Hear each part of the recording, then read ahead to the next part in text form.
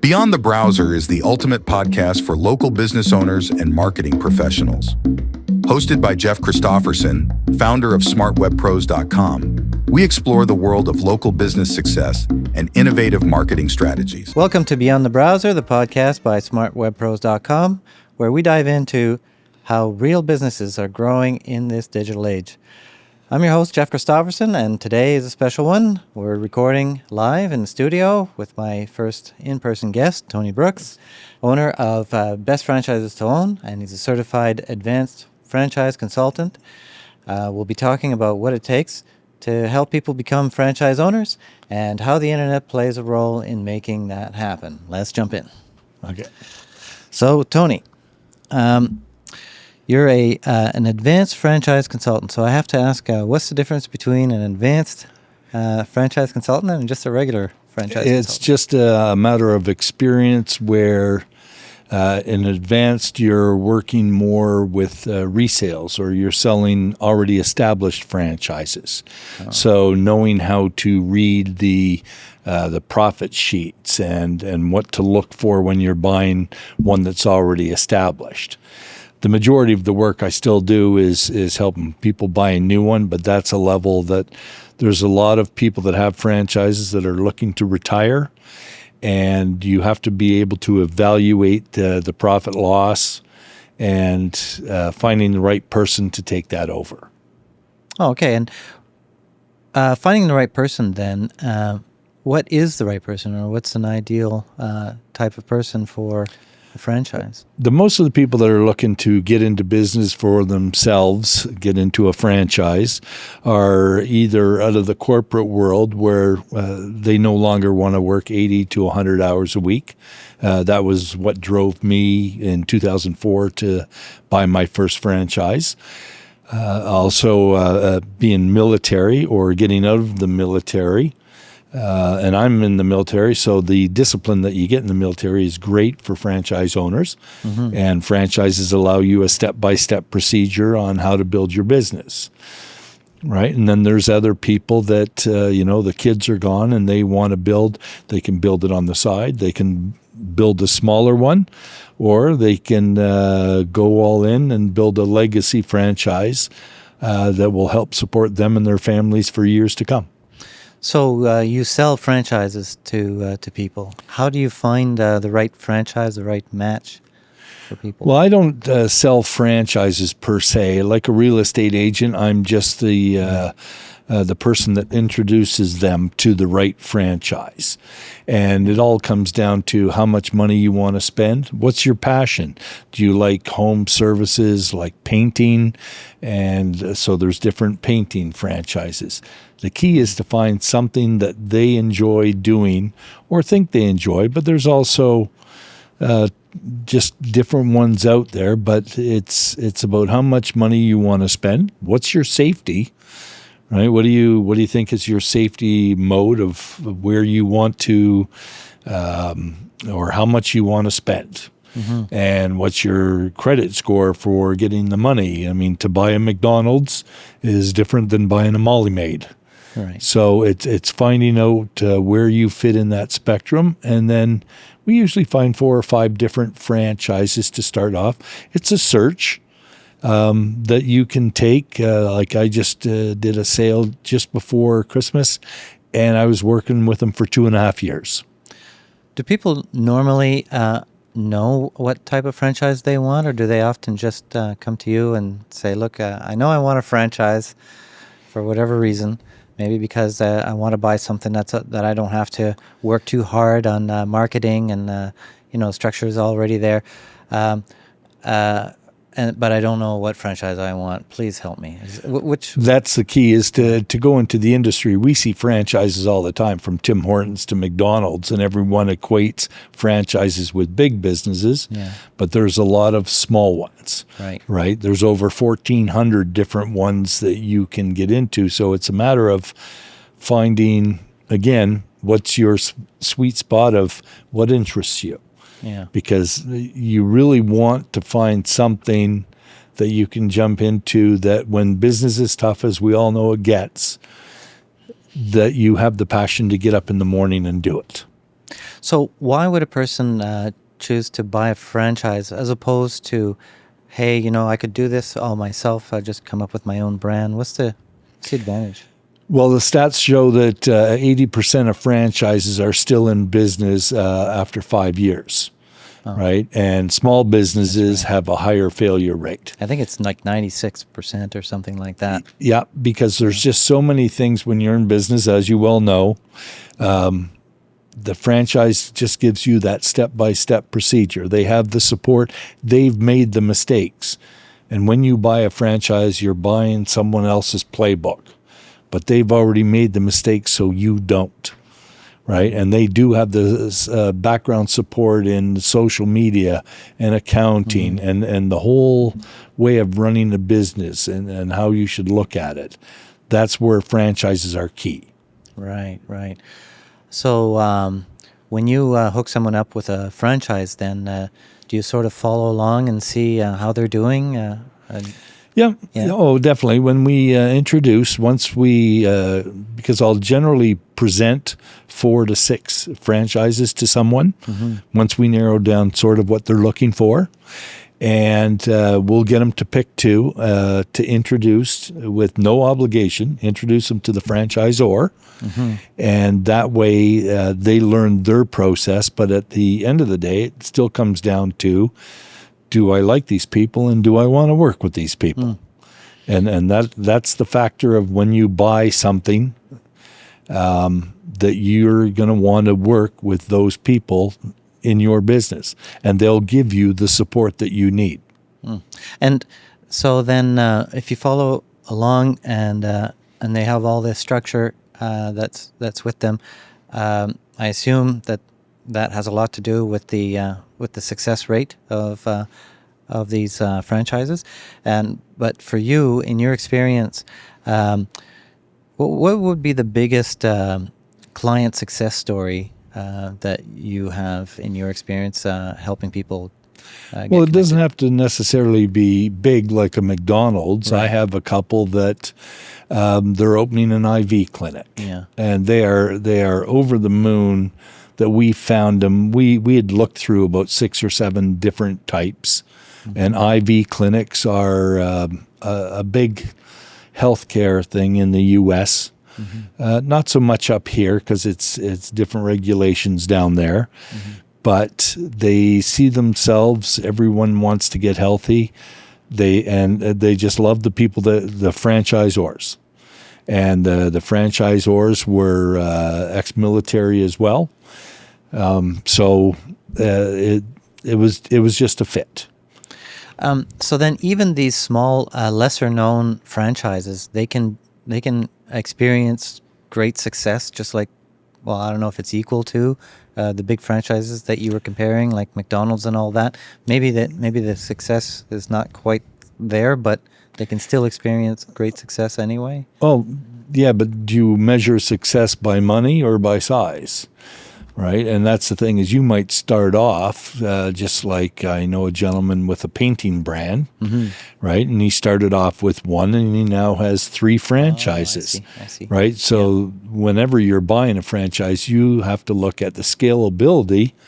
Right. That once you start this, you want to grow. Because once people start doing it and they fit into it and they like what they're doing, then they look at it more as a legacy brand, that if I build this up over the next 20, 25 years and sell it, and some of them use subcontractors. Well, you buy a McDonald's or something, you're going to have over 100 employees. The smaller ones, you'll have a lot less and a lot less headache. Right. So it sounds like it's easier to get into, and you can still build a really successful business out of it. Oh, home services and senior care and child care, they're just 3 industries that are growing, not rapidly, but steadily. Right. And the more people are keeping their houses, all the home services from electrical to painting to roofing, houses need upkeep. Like, it's a never-ending market, so it still comes down to, how do you brand yourself as the person to go to for that service in your community?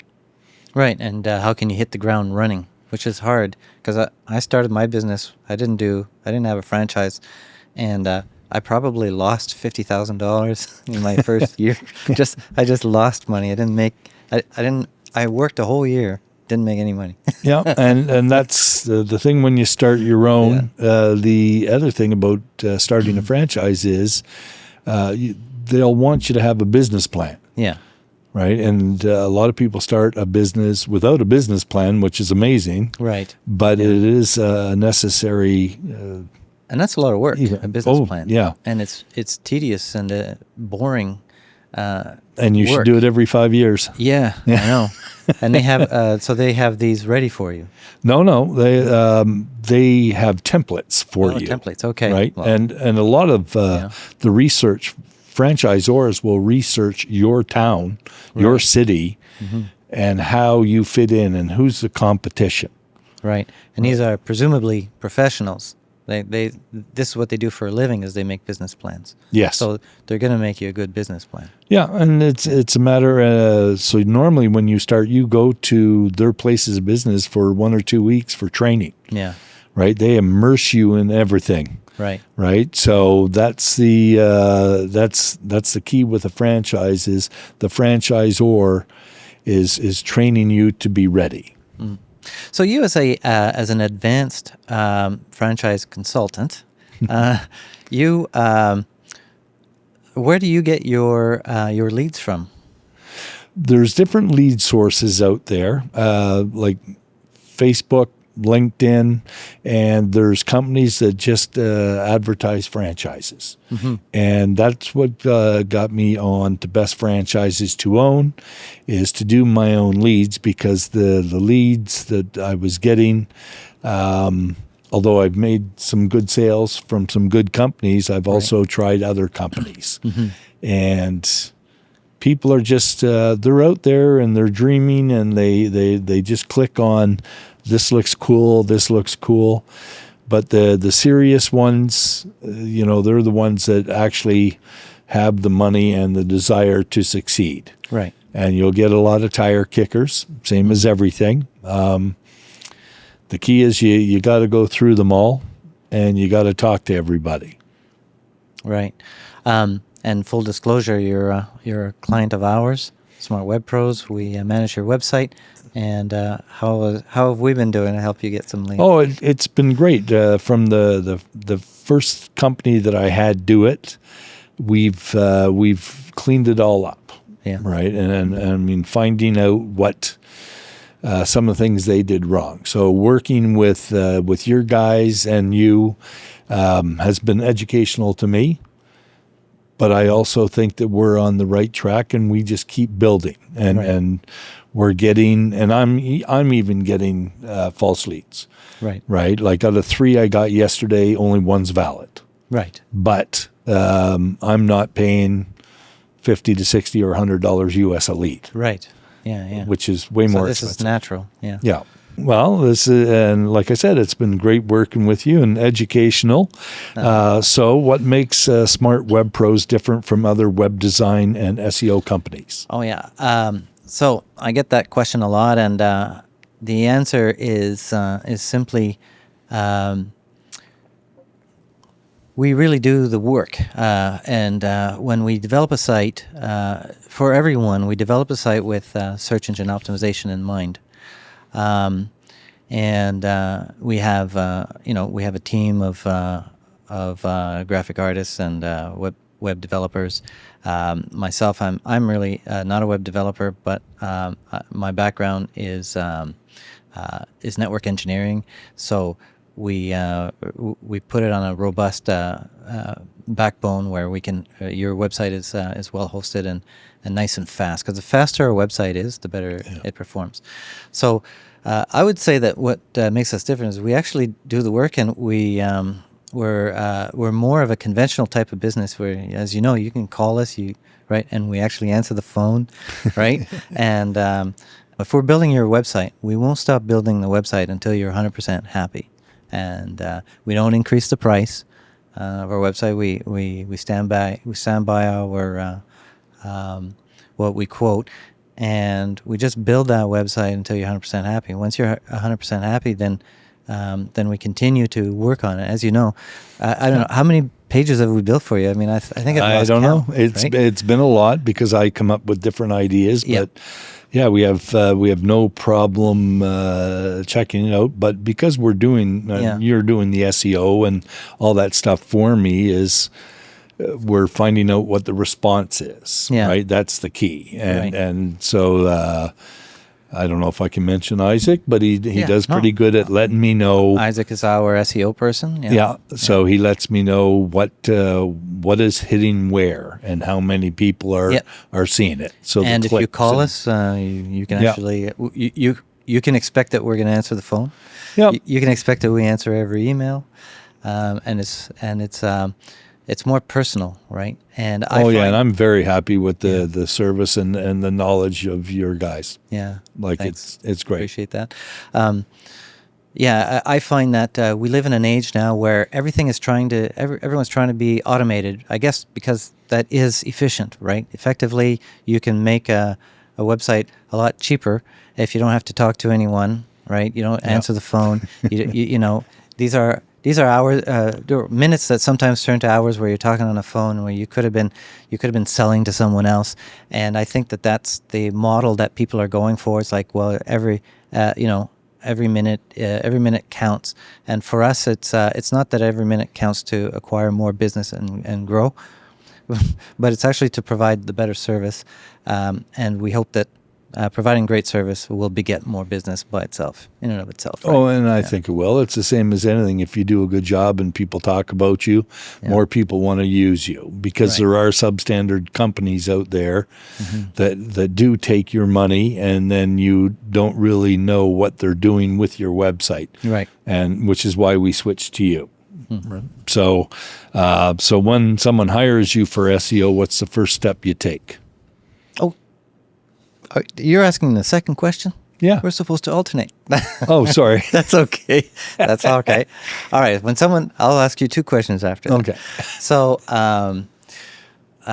when someone asks me for SEO, what are the steps? Okay. So,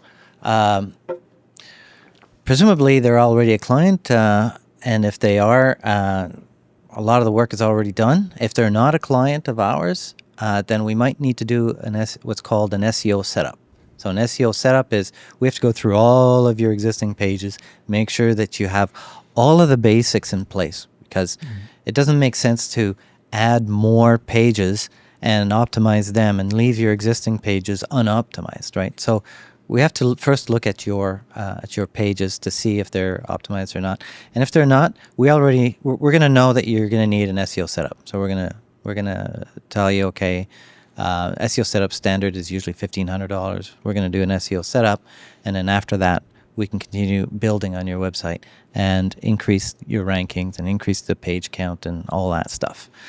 But the first thing is that we'd have to do an SEO setup if your website needs it. If you're a client of ours, it probably doesn't need it. So, well, it definitely doesn't need it. If we built your website, let's say that. If I built your website, it won't need an SEO setup. But however, to go forward, in that case, the first step would be to do the keyword research. So we can look back as far as we want. We normally look back the last 12 months to see which keywords people are actually using and how competitive they are. If they're, like, for example, if they're too competitive, right? In other words, if a certain keyword phrase, everyone in your market area is on page 1 and you're on page 901 for that keyword phrase, it kind of doesn't make sense to try to get you on page 1. It's going to take forever to get you there. But maybe there's a less competitive keyword where only half of your competitors are on page 1, leaving space for you to enter page 1, and you happen to already be on page 2 or 3. That's reasonable that we can get you there pretty quickly. So we're going to build that plan that way. So that's what we do when for first person. Does that make sense? That's what we did with like Best Franchises Owned. It was that term, right? And people are using it, and my competition is trying to use it, but which is why I trademarked it. So Right. All right. So my turn. I'm going to ask you 2 questions.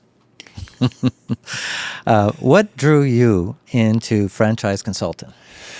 Well, when I bought my first franchise back in 2004, Google wasn't around, or if it wasn't for that. So I did a lot of research, going in and talking to different franchises and stuff like that. So, and I knew when I bought, it was, I was still buying a franchise, but I really didn't know that much about it. And when I talk to others, it's like when you go on a search, you have a map or no map. And back then there was no map, right? Franchise consultancy really took off in 2014, 2015. I mean, there was ones before that, but with Google and people being able to check on different franchises, because they can go to the McDonald's website and you can put in an application. The key is, and I own a couple of franchises, is you want an independent view. It's like hiring a lawyer to look over papers. Right? I know what to look for if someone, certain items of the franchise disclosure document are not what they should be. Right. That is the key. But when my first franchise got shut down because of COVID, I had already talked to a franchise broker down in the States, franchise consultant, just because I met them down there. Yeah. And so we looked at different things, and they wanted me to come on board, and I didn't at the time because I had all my franchises up here. I'd met them during vacation, and so they just kept in touch. And then when I ended up shutting my franchises up here due to COVID, they just happened to reach out and said, "Why don't you become one of us?" Cool. And Fran Serve, sort of like, Century 21, Fran Serve is the largest franchise consulting company in Canada and the United States. So now I'm one of like 800 consultants that they have. But you're the best one. Of course, because I'm one of the few Canadians, right? So, Yeah, okay. but yeah, a lot of the companies have franchises in the States and in Canada. Okay. But it's just they have a lot of updated education. There's webinars, 2 or 3 webinars a month that we watch. Right. And they represent over 800 brands. Right. So it's trying to keep track of them all. Right. Next question is, what key factors should someone consider before buying a franchise? The key factors are, where are you in your stage of life, and how much money do you basically need to succeed, right? I mean, if you hate your job, then it's always easier to start the process. Even if it takes you a couple years, it's still, if you don't do anything, in a couple years, you're going to be in the same spot. And in 5 years, you're going to be in the same spot. So it's an internal gut check of, where do I want to be, and how am I going to get there? And a franchise consultant just helps you get rid of all the roadblocks or explain them, so you know where you stand. This isn't one of the questions, but listening to what you're saying, if someone hates their job, I was just thinking about people who have lost their jobs in the automotive industry due to the tariff war. Would it be a good idea for them to consider something like this? Because they'd be leaving, they probably got to have a severance, and they hate their job anyway, probably. Well, I mean, for those who do hate their job, let's say that, and they're getting a severance, and they don't. Maybe they feel like they don't have any skills to offer outside of what they were doing, right? Well, that's the other thing about like, we have 800 brands. I'll bet you most people only know maybe 50 max franchise brands, and they're the big main ones. Right. So those people have an option, because they can borrow money, whether it's the Business Development Bank of Canada or their SBA loans down in the U.S. There's a lot of financing everywhere. Use their buyout as part of a down payment, and then also living on it, you could jump right in. And you'll find when plants shut down, a lot of the workers go to be HVAC. Right. HVAC, painting, basically not low education, but low training, like to get in there. Yeah.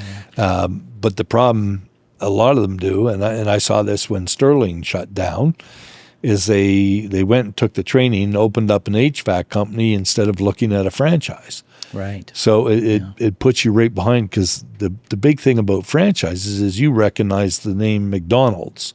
Yeah. Do you recognize the name McDonald's HVAC? Right? And that's the thing. But if you, around here, if you Peter Inch and Sons, Yeah. right? Or Roy Inch and Sons, then you recognize that name. That's what you're buying with a franchise is longevity.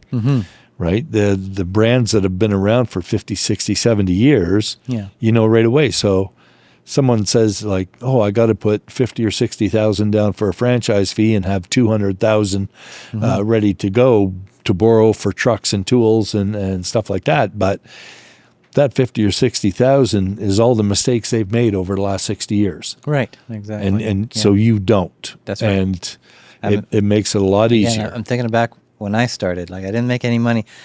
And honestly, knowing what I know now, I totally could start the business without, and I would totally make a profit. And instead I decided to do it myself with no experience. And it cost me a fortune. So I would have been better off buying a franchise if I had even thought of it back then. And that's it. It was by mistake that I found my first franchise. Yeah. And they were expanding into Ontario, happened to catch the news broadcast. Right. So we just take the luck out of it. And some of the ones because some people say they want this, and I'll show them that. But sometimes I'll throw in a couple curveballs and say, well, look outside this industry. Right. Because I can do a presentation pretty quick on something and get them to look at, the profit loss. The big thing is the revenue. How much is it going to make? Right. Because if I just lost my $100,000 a year job at the factory, I want to replace that. Yeah. How fast to replace it? And franchises are quicker to profitability. Right. And that's what you would want. Okay. All right. It's your turn. Okay. How do you decide which keywords are worth targeting? I kind of touched on it a little bit. You have to assess keywords. First of all, we will gather our keywords ideas from the customer. And then we'll take those keywords and we're going to throw them into an AI, and the AI is going to tell us what the reality is. The reality is that these keywords won't bring any traffic, and these keywords will bring a ton of traffic if you can get them, but you probably can't get them. And then there's going to be other keywords. I'll give you an example. Let's say you owned a car dealership, and you said, I want to be on the first page of Google everywhere on the planet for the word car. Well, we're not going to be able to do that for you. We can't get you. That's ridiculous, right? It's impossible. Because it's not unique enough. But man, wouldn't it be awesome if you were? So of course you want it, but we're going to have to be upfront with you and say we can't get you that. But if your car dealership is in London, Ontario, we could probably get you for car dealership near me, or car dealership London, Ontario, or whatever your car dealership is, right? If it's a used car dealership, we could probably get you on the first page for a used car dealer near me, used car dealer London, Ontario, or so on and so forth, right? And there's probably 100 more that we can do it as well. Over time, we would get them all for you. But the important thing is that's the most important thing. Is choosing the right keyword phrases, the ones that are realistic, the ones that will bring in business, and you get those first. You have to nail that down first, because if you don't nail that down first, that's like your business plan in a way, right? If you don't have that plan, if you don't know ahead of time, you're going to spend all this time and energy. My customer is going to be unhappy. I'm going to be pushing my employees to work hard at something that is utterly impossible, right? So it's all about getting keywords that are absolutely right, and we use it. We basically use it through AI. Basically, that's my answer for that. So are you asking me something now? no. Oh, am I? Yeah, I just asked you. That's right. Okay, all right. What is the biggest misconception about working with a franchise consultant? That it costs you money. And it doesn't, because the franchisee or the franchisors pay us a commission. It's the same as when a real estate agent sells a house. The people selling the house pay the real estate agent, not the buyers. Right. And so that, but it's very transparent. Basically, when we talk to people about, we're not paid like a percentage, right? If like I can't give you an example because that's proprietary, but if we sell this type of restaurant, we could get a $10,000 commission if we facilitate them buying it. But the buyer is not out of pocket buying. No, absolutely not. So. And that's what we do is we try to get them to find the right one. Yeah. And so there's different levels of how much the different ones pay. Right. There's a difference if you have a $800,000 franchise as opposed to a $150,000 franchise. Right. So that's we take that rate off the table. It's in our vested interest to do the best job for you because we want you to work with us. There's other franchise consultants out there. So if I don't do a good job for you, you'll go to someone else and they'll make that commission. Yeah, and you've got all of your franchises for sale on the website now, right? It's bestfranchisestone.com. Yes, and so we list them all on there, but it all depends on the area because the first thing we do is a territory check. Yeah. Right, because if you want a Wendy's in St. Thomas, it's already taken. Right. So that's the first thing. But then So then, because it's a big investment, right, for anyone, having you there is like having someone to hold your hand when you're feeling a little vulnerable, right? Like if I went, if I had to buy. Let's not say McDonald's. I don't know how big that is. Let's say I wanted a Subway. A Subway. How much does that cost normally? Depending on the market, they are very market influenced. Whether you're in Las Vegas or St. Thomas. Right. Let's say London. I would. They have their own thing, but you could do anywhere from 30,000 to 200,000. Depending on the size, like is it a kiosk at the university? I see. Yeah. Right? Or is it a standalone, does it have dining? Right. And stuff like that. So let's say it was a $200,000 one. Now, that would be scary for me. So I'm thinking about, let's say I went straight to Subway and said, I want to buy a franchise for $200,000. I'm on my own. It's just me and Subway. If I go to you first, we'll have a conversation. You'll probably guide me, and maybe you'll find that I shouldn't have a Subway because I'm a computer nerd. What are you doing with a Subway, right?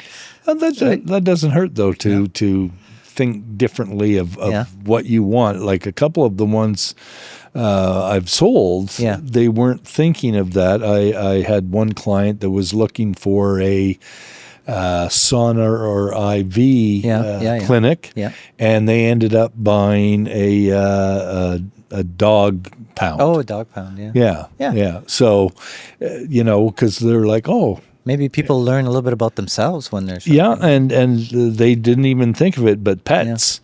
A huge, great profit, but you have to put a lot down there, and that's where the business plan comes in. Yeah, and we also, I talk to them and introduce them to a franchise lawyer or how to find a local franchise lawyer, right, and then also to find the funding, because even though you're buying this, not all the prices, you're not going to spend $200,000 in the first 6 months, right? Because some of that should be This is your operating money for the first 6 months. Right. And they have to show their records of how much money they've made. That's the franchise disclosure document, and that's in Canada, United States.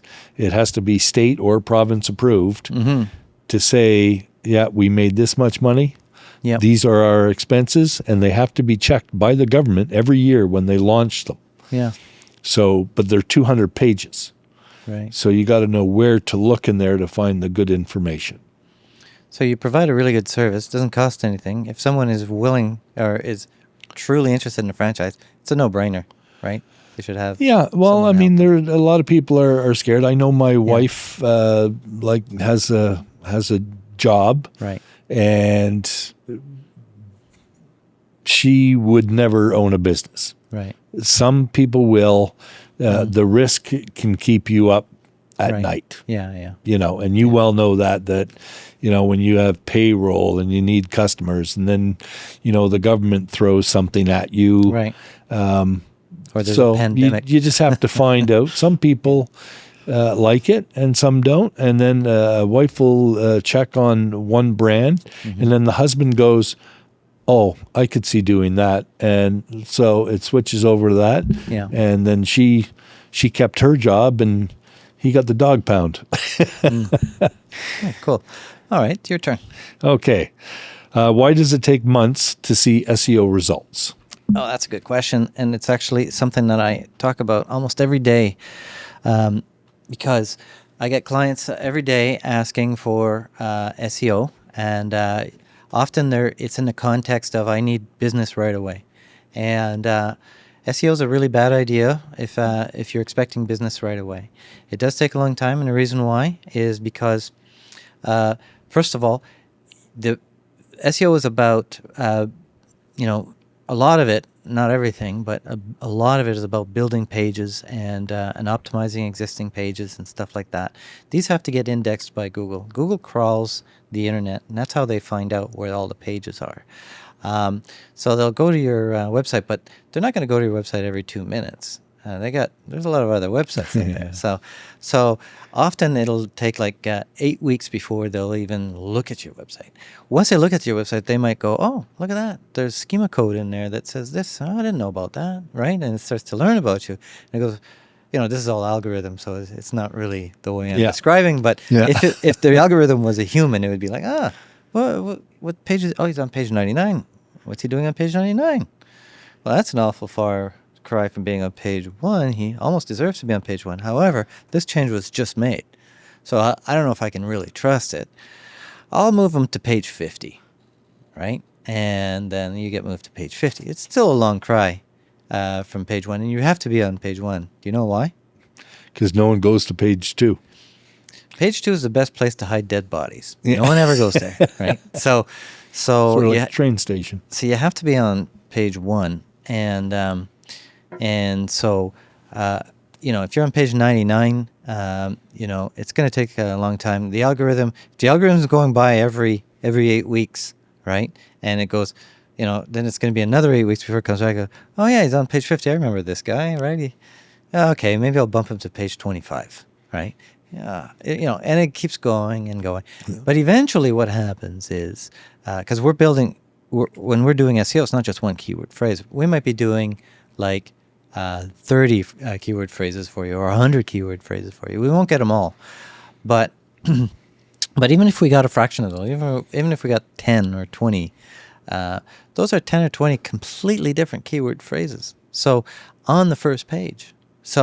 And once you're there, right, you're likely going to stay there for a long time. Like we're talking years, right? Mm-hmm. So once you're there, you could, if you wanted to, not do any more SEO, not do any advertising, and you'll constantly get a flow of business, depending on, not all businesses will fall into that description.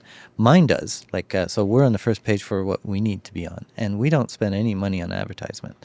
And it's my belief that everyone should be in a position, ideally, where they don't have to pay for advertisements. It's literally impossible for everyone to be in that position because there's only 10 spots on page 1. Yeah.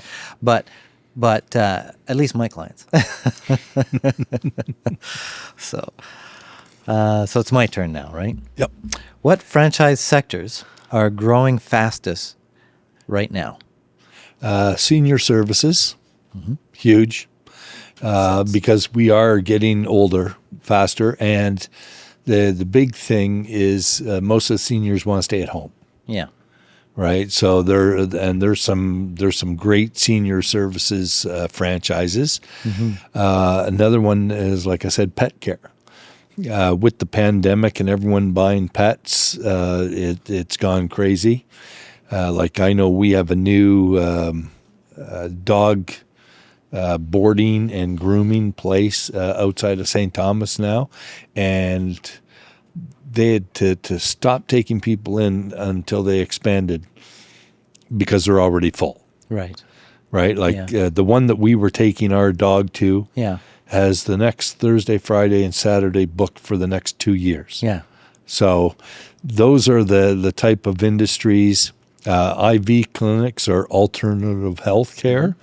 That's huge because as we all got older, we all make more money and we want to get healthier. So IV clinics are a big one. Same with infrared saunas, massage, anything to do with healthcare. Right.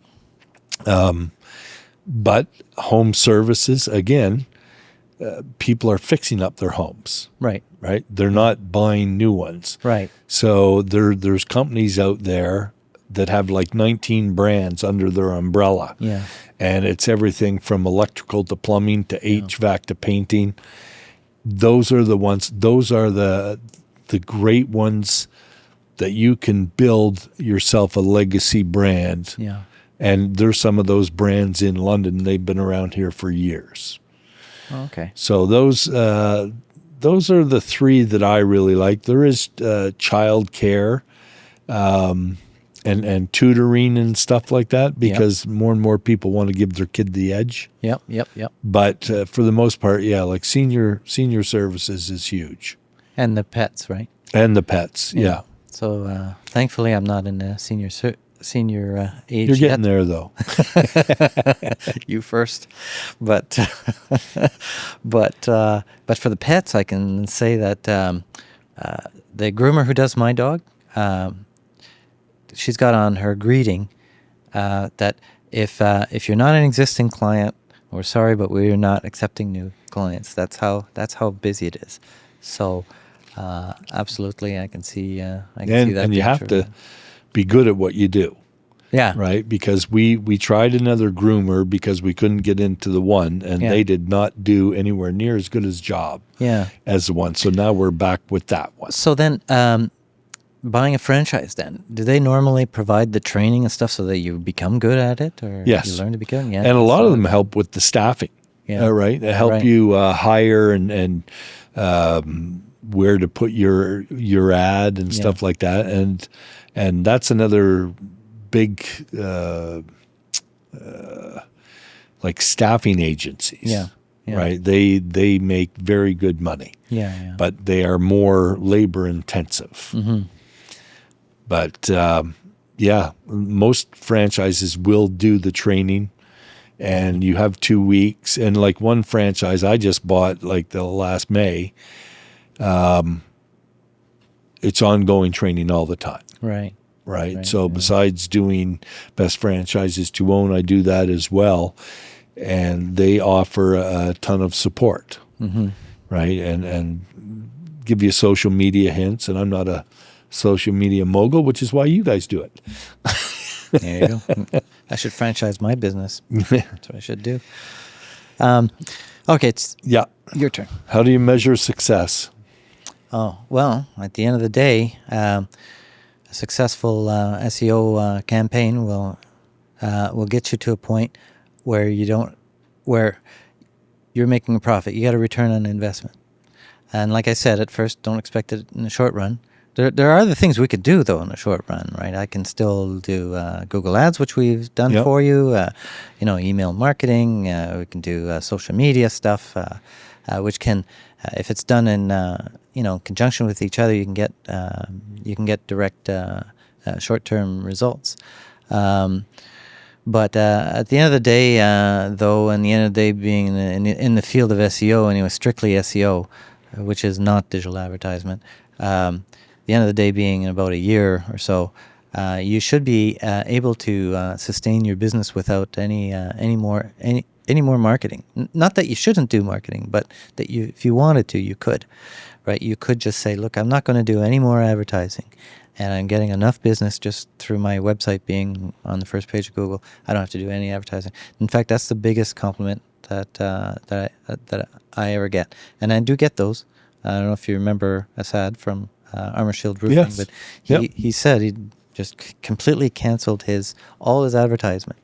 Of course, in his case, he had someone buy into his business, and they had to take over the website. So I take a peek every once in a while, and no longer on the first page. So it's actually quite it's scary actually, because not for me, but it's scary just objectively. If you decide to get your website redeveloped and you're already on page 1, you better be careful. No. Because you can lose all that, just like that. And we do have people calling us that say, hey, I'm calling because I need someone to help me get back onto page 1. We for some reason we lost all of our ranking.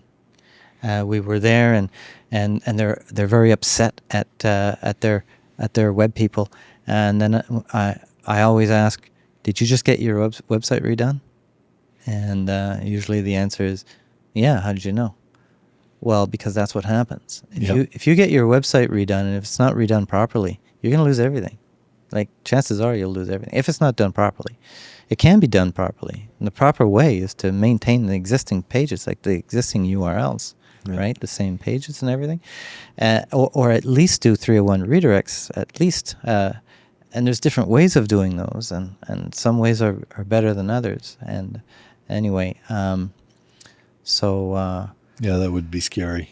It does happen, and they get upset. And of course, they have really high standards at this point, because now they think, okay, well, all you have to do is flick a switch, and we'll be back on page 1, right?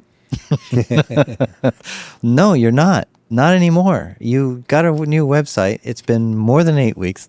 Google has come and gone, and Google has now decided that you don't deserve those keywords. You might be on the first page for other keywords, but maybe those keywords aren't doing you any good, and you don't realize you're on the first page of them because they're completely irrelevant to your business, right? So anyway, that's my answer. And you'd almost have to think of the keywords of what are people thinking of when they're searching. Yes, that's a very, very astute observation, because there's a thing called intent, and the Google algorithm and the basically it's an AI, right? And it needs to understand your intent. So if I say